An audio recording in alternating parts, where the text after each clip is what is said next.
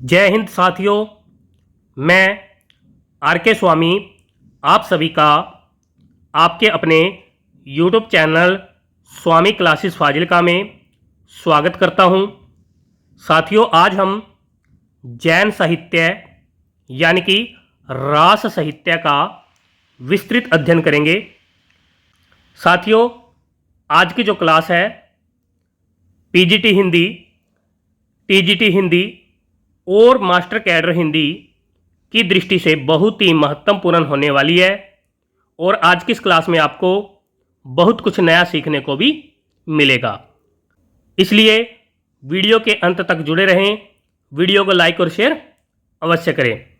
अगर आप हमारे YouTube चैनल पर नए हो तो चैनल को सब्सक्राइब करें, बेल आइकन को भी अवश्य दबाएं ताकि आप तक नई क्लास का नोटिफिकेशन पहुंच सके। तो शुरू करते हैं आज की क्लास। जैन साहित्य यानी कि रास साहित्य 12वीं तथा 13वीं शताब्दी में जैन कवियों द्वारा अपने धर्म का प्रचार करने के लिए जो साहित्य रचा गया वही रास साहित्य कहलाता है। सभी साथी याद कर लेंगे कि 12वीं तथा 13वीं शताब्दी में जैन कवियों द्वारा जो साहित्य अपने धर्म के प्रचार के लिए रचा गया वही साहित्य रास साहित्य या जैन साहित्य कहलाता है। आदिकालीन जैन साहित्य में सर्वाधिक चरित काव्य लिखे गए हैं। आगे देखते हैं। धर्म प्रचार हेतु जैन कवियों द्वारा लिखित चरित काव्य ही जैन साहित्य कहलाता है।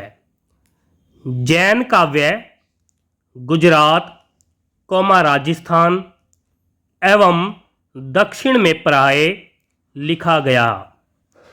जैन कवियों की रचनाएं आचार, रास, फागु एवं चरित शैली में मिलती है। यानी कि जैन कवियों ने अपनी रचनाएं आचार, रास, फागु एवं चरित शैली में लिखी है। फागु एक गैय काव्य है जिसे चैत्र माह, बसंत ऋतु और होली आदि के अवसर पर गाया जाता है। जिनदत्त सूरि जी का जिनचंद सूरि फागु सबसे प्राचीन है। आगे देखते हैं। आचार्य रामचंद्र शुक्ल जी ने जैन साहित्य के अंतर्गत मेरुतुंग जी के द्वारा रचित प्रबंध चिंतामणि में संकलित मोंज जी के दोहों को अपभ्रंश या पुरानी हिंदी के बहुत ही पुराने नमूने माना है। आगे देखते हैं। रास शब्द की उत्पत्ति। रास शब्द की उत्पत्ति। रास शब्द संस्कृत साहित्य में क्रीड़ा व नृत्य से संबंधित है। यानी कि रास जो शब्द है संस्कृत साहित्य में नृत्य और क्रीड़ा से संबंधित माना जाता है। लोक जीवन में रास शब्द श्री कृष्ण जी की लीलाओं से संबंधित माना जाता है। जैन मंदिरों में श्रावक लोग रात्रि के समय ताल देकर रास का गायन करते हैं। आगे देखते हैं। इस पद्धति का प्रचार 14वीं शताब्दी तक चलता रहा। आगे देखते हैं। जैन साहित्य की प्रमुख विशेषताएं।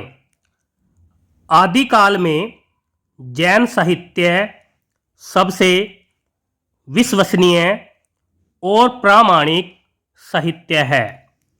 जैन साहित्य धार्मिक है, किंतु इसमें साहित्यिकता अक्षुण्य है।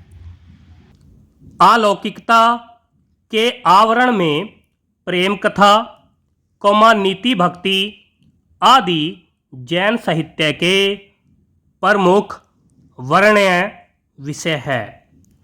जैन साहित्य का प्रमुख उद्देश्य धर्म तत्व का निरूपण है। आगे देखते हैं। जैन साहित्य में ब्रह्मचारों का विरोध और चित्त शुद्धि पर बल दिया गया है। जैन साहित्य में शांत रस की प्रधानता है। जैन साहित्य में घटनाओं के स्थान पर उपदेशात्मकता का प्राधान्य है। आचार, रास, फागु, चरित आदि विभिन्न शैलियाँ जैन साहित्य की प्रमुख विशेषताएं हैं। सभी साथी याद कर लेंगे। आगे देखते हैं। जैन साहित्य के प्रमुख रचनाकार और रचनाएं। नंबर 1 पर है जैन आचार्य देवसेन जी। जैन आचार्य देवसेन जी की प्रमुख रचना श्रावकाचार मानी जाती है, जिसका रचना काल 933 ईस्वी माना जाता है। सभी साथी याद कर लेंगे। श्रावकाचार रचना के लेखक आचार्य देवसेन जी माने जाते हैं और इस रचना का समय यानी कि रचना काल 933 ईस्वी माना जाता है। श्रावकाचार रचना देवसेन जी की प्रसिद्धि का मुख्य आधार है। यह ग्रंथ अपभ्रंश भाषा में रचित है। आगे देखते हैं। यह हिंदी की प्रथम रचना मानी जाती है। सभी साथी याद कर लेंगे कि श्रावकाचार जो रचना है हिंदी की प्रथम रचना मानी जाती है। यह हिंदी में प्रथम साहित्यिक रचना भी मानी जाती है। इसमें यानी कि श्रावकाचार में 250 दोहों में श्रावक धर्म एवं गृहस्थ कर्तव्य पर प्रकाश डाला गया है। दव सहाव, प्यास या द्रव्य स्वभाव प्रकाश अपभ्रंश में तथा लघुन्य चक्कर और दर्शनसार हिंदी में रचित देवसेन जी की अन्य रचनाएं हैं। सभी साथी याद कर लेंगे।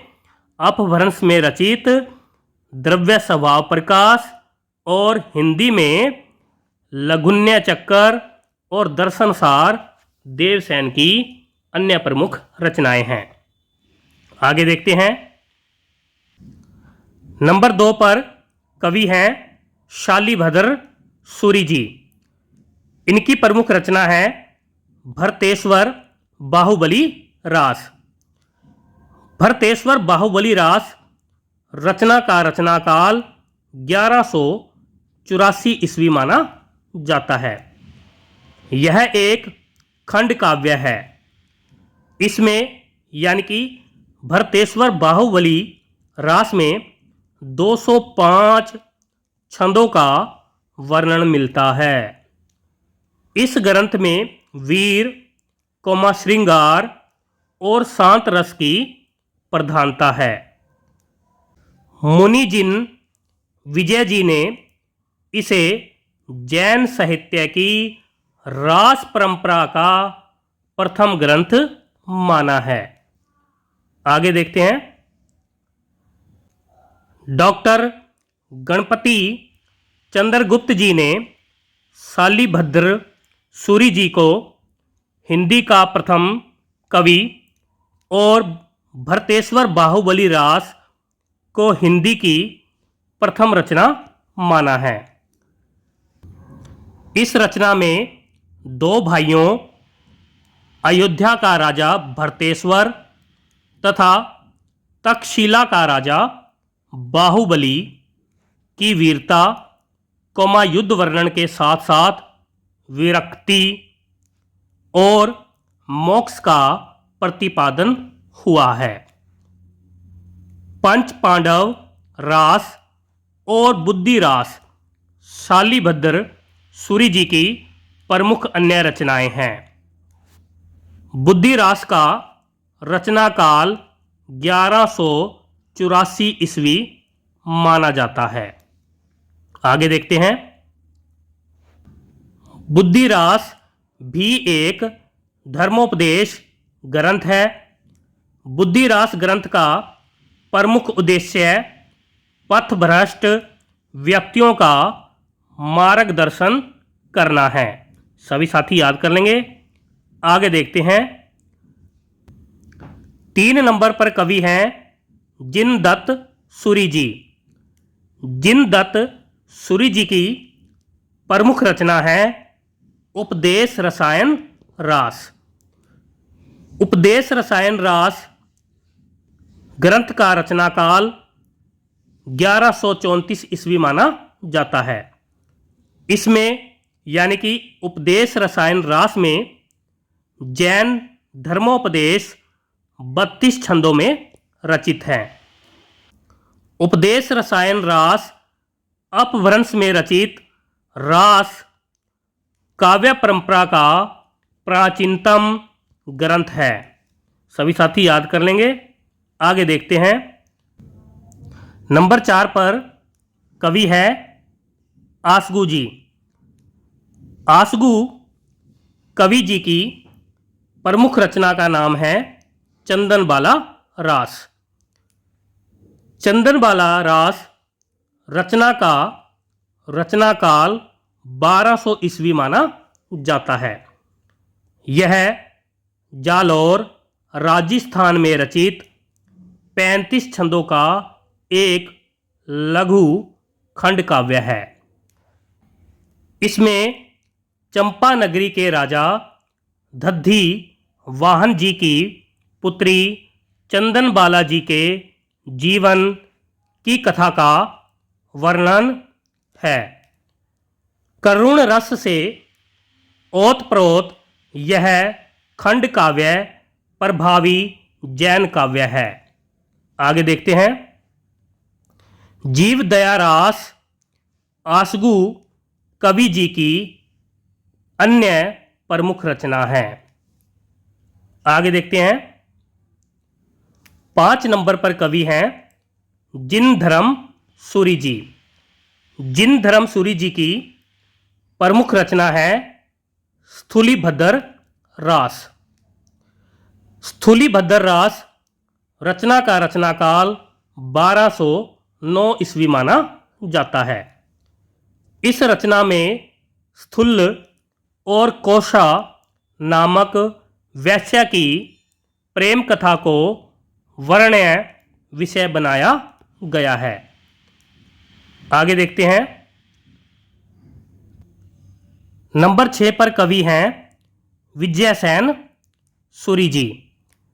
विजयसेन सूरी जी की प्रमुख रचना है रेवंतगिरी रास। रेवंतगिरी रास रचना का रचना काल 1231 ईस्वी माना जाता है। रेवंतगिरी रास ग्रंथ 4 कड़वकों में विभक्त है। रेवंतगिरी रास में जैन तीर्थ गिरि जी तथा तीर्थकर नेमिनाथ जी की प्रतिभा का प्रतिपादन किया गया है। यह वास्तुकला, सौंदर्य, प्रकृति चित्रण अर्थात स्थापत्य और प्रकृति सौंदर्य की दृष्टिकोण से महत्वपूर्ण जैन साहित्य है। सभी साथी याद कर लेंगे। आगे देखते हैं। नंबर 7 पर कवि हैं सुमति गण जी। सुमति गण जी की प्रमुख रचना है नेमिनाथ रास। नेमिनाथ रास रचना का रचनाकाल 1213 ईस्वी माना जाता है। यह 58 छंदों में रचित लघु रचना है। इसमें जैन तीर्थकर नेमिनाथ जी एवं कृष्ण जी का वर्णन अपभ्रंश प्रभावित राजस्थानी हिंदी में हुआ है। आगे देखते हैं। नंबर 8 पर कवि हैं धर्मसूरी जी। धर्मसूरी जी की प्रमुख रचना है जम्बू स्वामी रास। जम्बू स्वामी रास रचना का रचनाकाल 1209 ईस्वी माना जाता है। इसमें जैन महात्मा जम्बू स्वामी जी के चरित्र का वर्णन हुआ है। सभी साथी याद कर लेंगे। आगे देखते हैं। नंबर 9 पर हैं प्रज्ञा तिलक जी। प्रज्ञा तिलक जी की प्रमुख रचना है कछुली रास। कछुली रास रचना का रचनाकाल 1306 ईस्वी माना जाता है। इसमें एक जैन तीर्थ के स्थान ग्राम का वर्णन हुआ है। यह एक मुक्तक काव्य है। सभी साथी याद कर लेंगे। प्रज्ञा तिलक जी की रचना का नाम है कछुली रास। आगे देखते हैं। नंबर 10 पर कवि हैं पलहण जी। पलहण जी की प्रमुख रचना है आबू रास। आबू रास रचना का रचनाकाल 1232 ईस्वी माना जाता है। सभी साथी याद कर लेंगे। साथियों, यहाँ से आगे हम यानी कि कल की क्लास में हम अध्ययन करेंगे। साथियों, आज हमने जैन साहित्य का अध्ययन किया है। आशा करता हूँ कि आज की इस क्लास में आपको बहुत कुछ नया सीखने को मिला होगा। इसी प्रकार से निरंतर अध्ययन करने के लिए चैनल को सब्सक्राइब करें, बेल आइकन को अवश्य दबाएं, वीडियो को लाइक और शेयर अवश्य करें। मिलते हैं अगली क्लास में। तब तक के लिए जय हिंद।